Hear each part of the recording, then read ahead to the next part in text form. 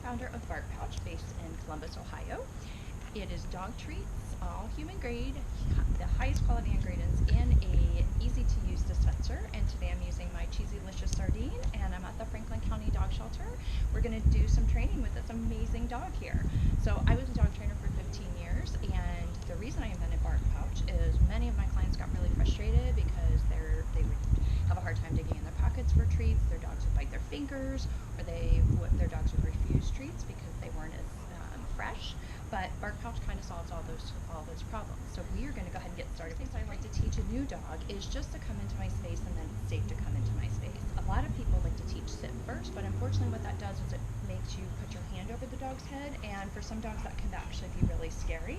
So rather than teaching this dog not to trust me, let's start in a good place and teach this dog to trust me. So I'm just going to take a little step back, and the dog touched my nose, so I say yes and I treat. And then I'm going to take a step this way. The dog touched his nose to my hand, so I'm going to say yes and give him a little treat.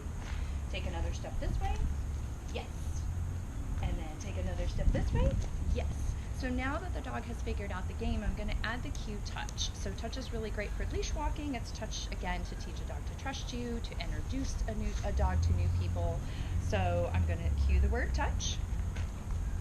Yes. You notice I'm not bending over because I don't want to scare this dog. I don't know what this dog's experiences were. Touch.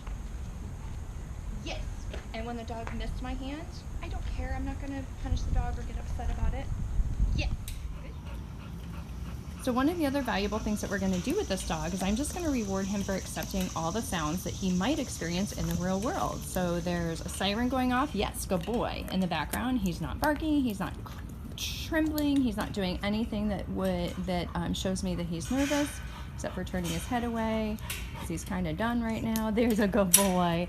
And then there's also a gentleman doing some work on the fence here, which sometimes dogs can get nervous about, sometimes they can bark about. So I'm just going to reward him for accepting this. Yes, good boy. Good job, because that is a real life skill that will serve this dog once he is adopted and finds a home that really deserves him. Yay, good boy. I'm going to put this dog's name and cage number in the notes. So if for some reason this dog is adopted before you make it here to meet him, there are tons of other amazing dogs to consider adopting.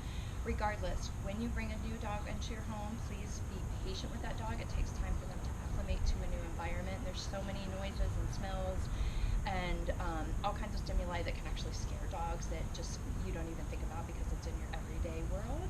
And take time to teach your dog what you want your dog to do. Otherwise, it's really just not fair. And always do so gently. Thank you so much. I'm Brandy with Bark Pouch, and I'm at the